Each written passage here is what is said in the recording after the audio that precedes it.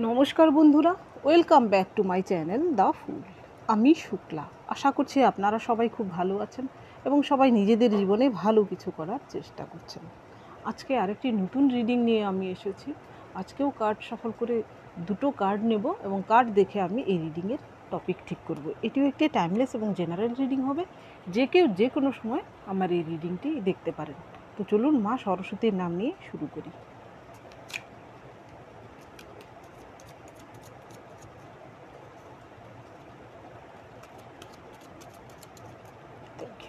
Thank you. Thank you.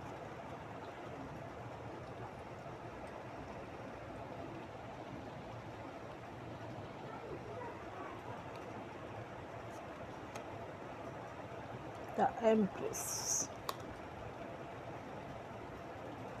Five of Swords.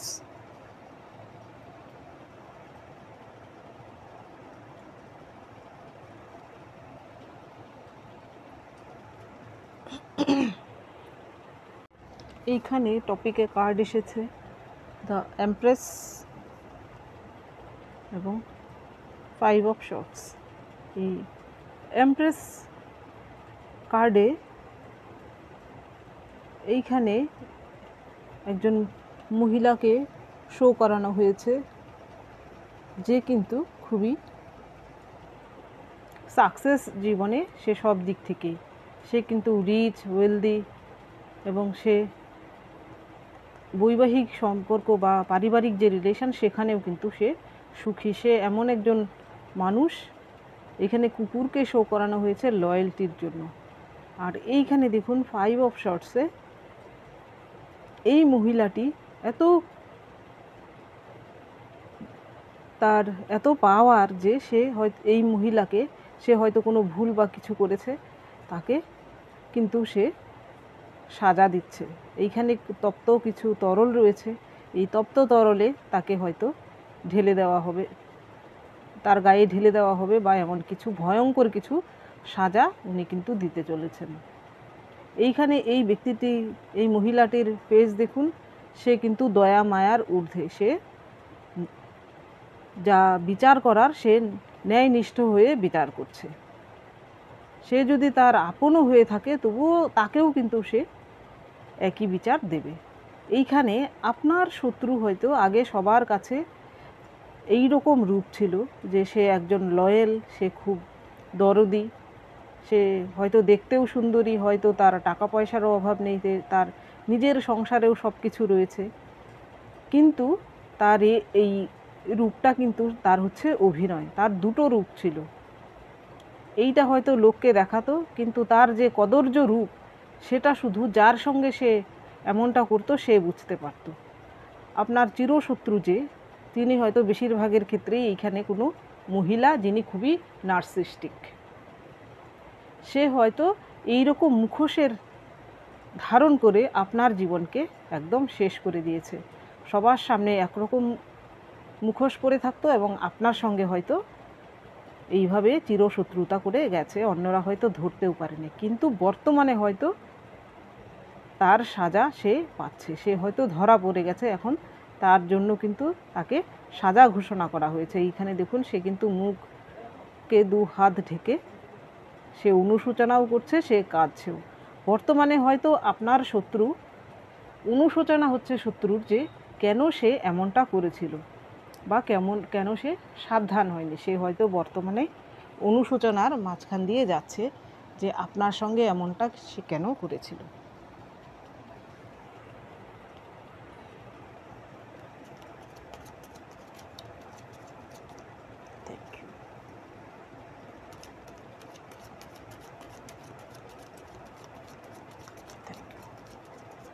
Thank you, nurse. Thank you.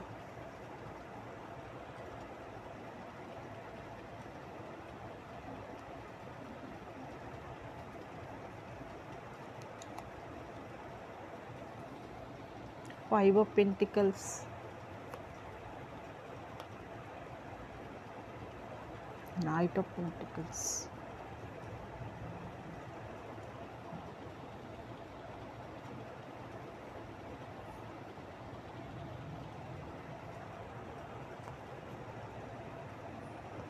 Nine of pentacles, তো পেন্টিকেলসের card আপনার শত্রুদের টাকা পয়সা সংক্রান্ত কোনো সমস্যার মাঝখান দিয়ে সে যাচ্ছে, কোনো লসের মাঝখান দিয়ে যাচ্ছে।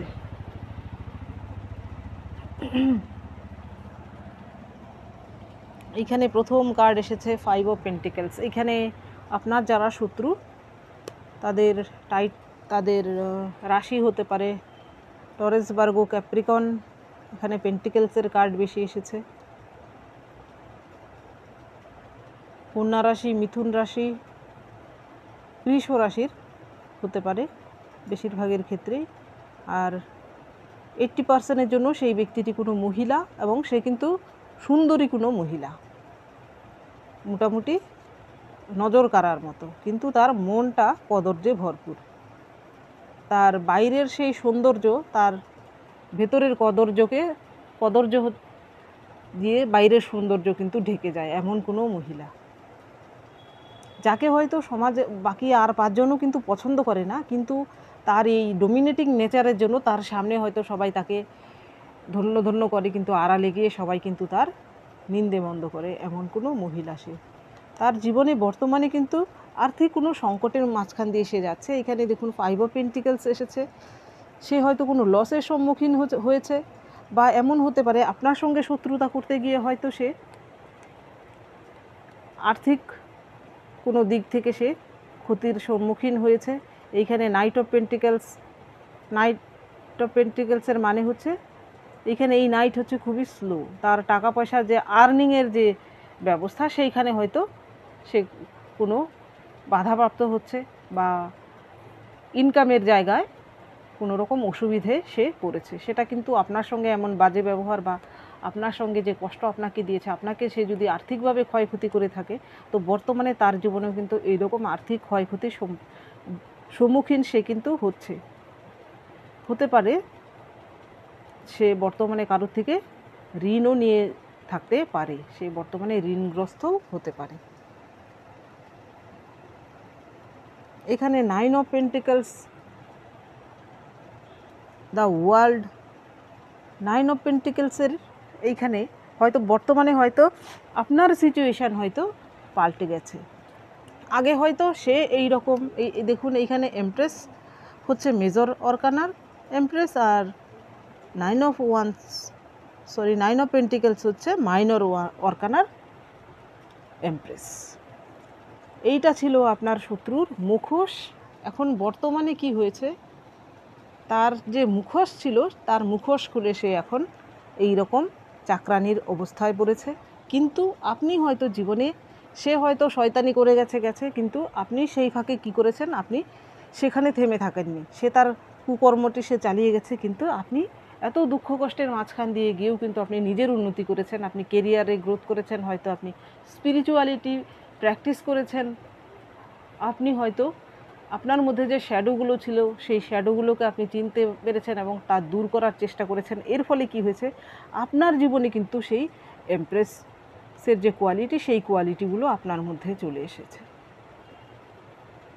এই জিনিসটা কিন্তু মেকি নয়। দেখুন এর পরের যে card, the world. The world আসার মানে হচ্ছে একটা সাইকেল কমপ্লিট হওয়া। এতদিন সে এই রকম রাজরানীর মতো সে রাজত্ব করে চলছিল, কিন্তু আপনি হয়তো দুঃখী ছিলেন, কষ্টে ছিলেন, সেইখানে আপনাদের কিন্তু একটা সাইকেল কমপ্লিট হয়েছে। এই আপনার শত্রু এবং আপনার মধ্যে একটা সাইকেল কমপ্লিট হয়েছে। আপনাদের দুজনের মধ্যে একটা কার্মিক রিলেশন ছিল। বর্তমানে আপনি যদি আপনার এনার্জি লেভেলে এগিয়ে থাকেন, তাহলে আপনার এমপ্রেসের কোয়ালিটি এসেছে, এবং আপনার যে শত্রু তার ফাইভ অফ পেন্টিকেলসের কোয়ালিটি এসেছে। এটা কিন্তু ওয়ার্ল্ড কার্ড আসার মানেই হচ্ছে এটার সার্টিফিকেট। হতে পারে আপনার শত্রু এমন পরিস্থিতির মাঝখান দিয়ে যাচ্ছে যে শুধু আর্থিক ক্ষয়ক্ষতি না, তার মান সম্মান সব কিছুই সে খুইয়েছে।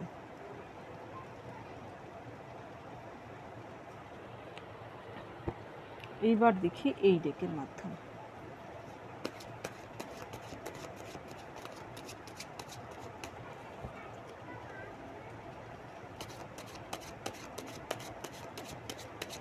আর যাদের ক্ষেত্রে এই ব্যক্তিটি, এই শত্রু পুরুষ, এখানে কিছু সংখ্যকের জন্য শুধু পুরুষ, সেই ব্যক্তিটি 80%-এর জন্য মহিলা, 20%-এর জন্য পুরুষ। সেই পুরুষটিও কিন্তু বর্তমানে হতে পারে যে আপনার কাছেও হাত পাততে পারে, তার এমন আর্থিক পরিস্থিতির হওয়ার সম্ভাবনা। সে যদি আপনার অফিস কলিগ হয়ে থাকে তাহলে কিন্তু সেখানে সে যে কোনো কারণবশতই হোক সেখানে কিন্তু সে অপমানিত হচ্ছে তার ভুল কাজের জন্য বা অপকর্মের জন্য। Thank you universe.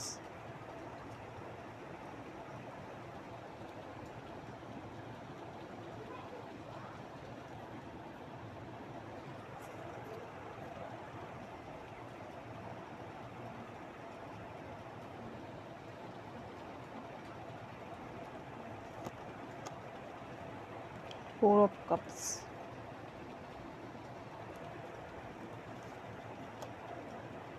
Nine of Wands, Two of Swords, The Tower। যখন দেখবেন কেউ আর্থিকভাবে সম্পন্ন থাকে তখন কি হয়, তার চারপাশে কিন্তু লোকজন ঘোরাঘুরি করে। যখন সে আর্থিক দিক থেকে একটু খারাপের দিকে চলে যায় তখন দেখবেন সবাই কিন্তু তার থেকে দূরে সরে যায়। আপনার শত্রুরও কিন্তু বর্তমানে তাই হয়েছে। সে কিন্তু আর্থিক দিক থেকে খুবই ক্ষতির সম্মুখীন হয়েছে।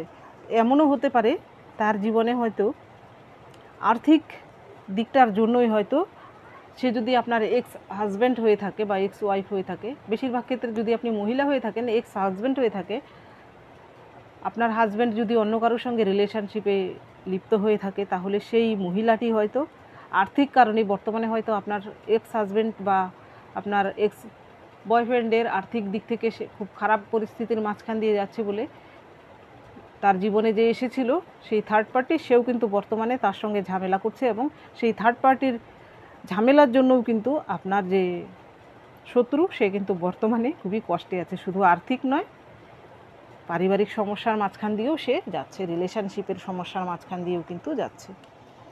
এর পরের কার্ড এসেছে নাইন অফ ওয়ান্স। এই নাইন অফ ওয়ান্স আসার মানে হচ্ছে তার বর্তমান অবস্থা এমন হয়েছে, ঘরে বাইরে দুই জায়গায় সে যেন আগুন লাগিয়ে দিয়েছে কেউ। সে যেন না ঘরের, না বলে না ঘরকা না ঘাটকা, এমন অবস্থায় পড়েছে সে। কিন্তু বর্তমানে তার দেখুন এইখানে আতঙ্কিত, অনুশোচনা, কত রকম কীরকম একটা ফেস দেখানো হয়েছে। আপনার শত্রুরও কিন্তু বর্তমানে অনুশোচনাও হচ্ছে। সে যদি আপনার এক্স হাজব্যান্ড বা আপনি যদি তার সঙ্গে রিলেশনশিপে থেকে থাকেন তাহলে হয়তো সে আপনার মূল্য বুঝতে শিখেছে বর্তমানে। তার কিন্তু অনুশোচনা হচ্ছে যে আপনার সঙ্গে সে এমনটা কেন করেছিল। আপনি হয়তো তাকে ঠিকঠাক বুঝতেন কিন্তু তখন সে আপনাকে পাত্তা দেয়নি বা আপনার ইমোশনের কদর করেনি। কিন্তু বর্তমানে সে এমন অবস্থার মাঝখান দিয়ে যাচ্ছে, আপনার সঙ্গে সে যেমনটা করেছিল এখন থার্ড পার্টি কিন্তু তার সঙ্গেও তেমনটাই করছে। এইখানে দেখুন টু অফ শর্টস। এইখানে এমন ক্রস রোডে এসে পড়েছে সেই ব্যক্তিটি, এখন কি করবে সে বুঝতে পারছে না। তাকে একটা ডিসিশান নিতে হবে, সে কি এই রিলেশনশিপে থাকবে কি থাকবে না। এই রকম পরিস্থিতির মাঝখানে সে চলে এসেছে। আবার যাদের জন্য কোনো ফ্যামিলির অন্য কেউ এই শত্রু বা কোনো বন্ধু বা ফ্যামিলির অন্য কোনো মেম্বার, সেই শত্রুরা কিন্তু বর্তমানে দ্বিধাগ্রস্ত হয়ে আছে যে কি করবে বুঝতে পারছে না। এই মুহূর্তে সে ডিসিশান নিতে পারছে না। হয়তো আপনার কাছে চাইছে ক্ষমা চাইতে, কিন্তু সে ক্ষমা চাইতেও পারছে না, কারণ তার ইগো হার্ট হয়ে যাবে, সে নিজে ছোট হয়ে যাবে। সে মরে গেলেও কারোর কাছে সে ছোট হতে পারবে না। সে যদি আপনার কোনো মহিলা শত্রু হয়ে থাকে, আপনার ফ্যামিলি মেম্বার বা অন্য কেউ হয়ে থাকে, কোনো মহিলা হয়ে থাকে, তাহলে এমন কোনো মহিলা যে নিজেকে ছাড়া অন্য কাউকেই ভালোবাসে না, এমনকি নিজের মা বাবা বলুন, নিজের যত কাছের লোকই হোক না কেন, স্বার্থ ছাড়া সে কারোর জন্যই কিছু করে না, এমন কোনো মহিলা। এর পরের কার্ড এসেছে টাওয়ার। টাওয়ার তো আসারই ছিল, ওদের জীবনেও বর্তমানে এই টাওয়ার মুভমেন্ট এসেছে। তারাও কিন্তু তাদের যে অহংকারের যে একটা টাওয়ার গড়েছিল তাদের জীবনে, যে তারা ভেবেছিল হয়তো তাদের জীবনে এমন কিছু হবেই না, তাদের জীবন যেমন ভালো যাচ্ছে সারা জীবনই এইরকম ভালো যাবে, যতই অপকর্ম কুকর্ম করুক না, কিন্তু আসলে কিন্তু তা না। ঈশ্বর কিন্তু উপর থেকে সব কিছু দেখছেন, ইউনিভার্স কোনো কিছুই রাখেন না, সব কিছু যে যেমন করে তার জন্য ঠিক তেমনটাই ফিরিয়ে দেন, ঠিক যেন প্রতিবিম্বের মতো একদম ঠিকঠাক যে যতটুকু করে ততটুকুই ঈশ্বর ফিরিয়ে দেন। বর্তমানে কিন্তু আপনার শত্রুর খুবই বাজে পরিস্থিতির মাঝখান দিয়ে যাচ্ছে, সে কিন্তু বর্তমানে অনুশোচনায় ভুগছে।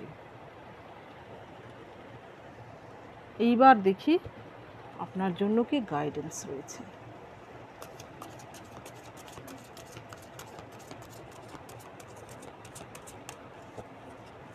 Thank you universe, thank you,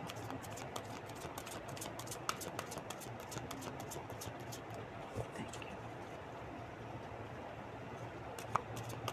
thank you, thank you.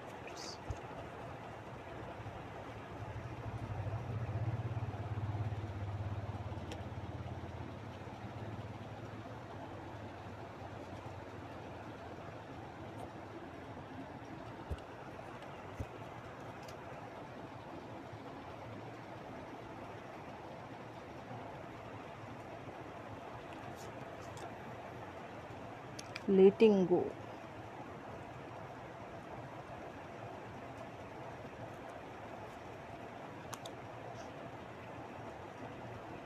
Consequences.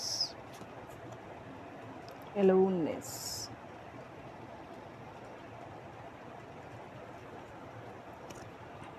তিনটে কার্ডই নিলাম। এখানে লেটিং গো আসার মানে হচ্ছে আপনাকে বলা হচ্ছে আপনার শত্রু আপনাকে যতই কষ্ট দুঃখ যাই দিয়ে থাকুক না কেন, আপনি সেইগুলোকে লেট গো করুন, আপনি নিজের জীবনে এগিয়ে যান, আপনার যা কর্তব্য তা আপনি করে যান, আপনার যা কর্ম সেটি আপনি করে যান। আপনি যদি লেট গো না করেন, সেইগুলোকে যদি আপনি মনের মধ্যে চেপে রাখেন, তাহলে আপনি মানসিক কষ্ট তো পাবেনই, আপনার কিন্তু এই সাইকেল কমপ্লিট হবে না, এই কার্মিক সাইকেল কিন্তু কমপ্লিট হবে না। আপনি যদি এই শত্রুদের আপনার জীবন থেকে বিদায় দিতে চান, তাহলে এই সব ব্যথা দুঃখ কষ্টকে আপনার লেট গো করতে হবে এবং জীবনের সামনে এগিয়ে যেতে হবে।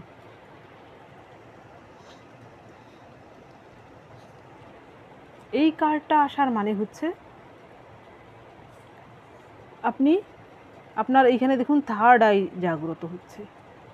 আপনি দেখবেন আপনি যখন এই সব কিছু লেট গো করতে পারবেন, আপনি যখন নিজের মধ্যে আপনি নিজের জীবন নিজেকে নিয়ে আপনি যখন ভাববেন, এখানে স্বার্থপরতার কথা বলছি না, নিজেকে নিয়ে ভাবার মানে হচ্ছে আপনি নিজেকে যখন চিনতে শিখবেন, দেখবেন আপনার মধ্যে কিন্তু যত মলিনতা ছিল সেইগুলো দূর হয়ে যাবে, ধীরে ধীরে ধীরে ধীরে আলোর প্রকাশ হবে আপনার মনে, এবং আপনি দেখবেন আপনার মধ্যে কিন্তু একটা ইনটিউটিভ পাওয়ার জাগ্রত হবে। থার্ড আই চক্র জাগ্রত হওয়ার মানে হচ্ছে ইনটিউটিভ পাওয়ার জাগ্রত হওয়া।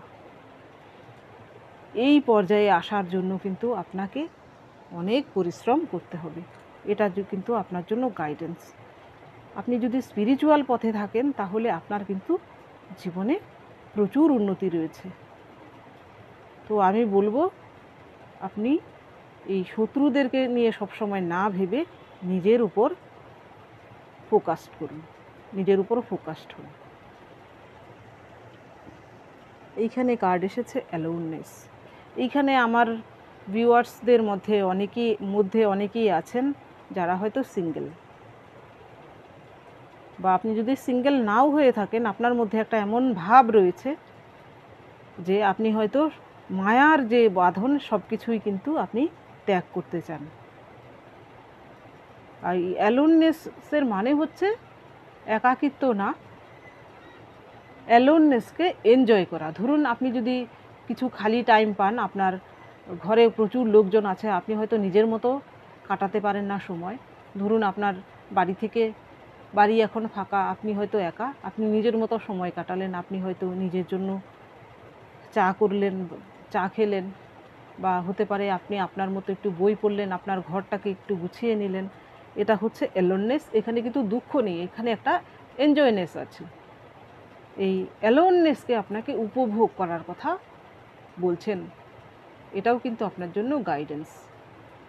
এই অ্যালোননেস দেখবেন আপনি যখন ছাদে গিয়ে একা দাঁড়াবেন, দেখবেন আপনি যখন আকাশের দিকে তাকাবেন, দেখবেন আপনার মন এমনি এমনি ভালো হয়ে যাবে। এর জন্য কিন্তু বাইরে কোথাও ঘুরতে যাওয়ার দরকার হয় না। নিজের সঙ্গে নিজে যখন কানেক্টেড হবেন, দেখবেন আপনার মনের দরজাগুলো কিন্তু এমনি এমনি খুলে যাবে। আপনার মধ্যে কিন্তু দেখবেন এমন একটা প্রকাশ আপনার সামনে আসবে, সেই যে আভা, সেই আভাটা কিন্তু আপনাকেই শুধু পথ দেখাবে না, আপনি কিন্তু অন্যদেরও পথ দেখিয়ে নিয়ে যেতে পারবেন। তো বন্ধুরা, এটা ছিল আজকের রিডিং। যদি ভালো লেগে থাকে তাহলে প্লিজ লাইক করুন, শেয়ার করুন এবং সাবস্ক্রাইব করুন আমার চ্যানেলটিকে। আজকের জন্য এতটুকুই, দেখা হচ্ছে পরবর্তী ভিডিওতে। Thank you for watching me.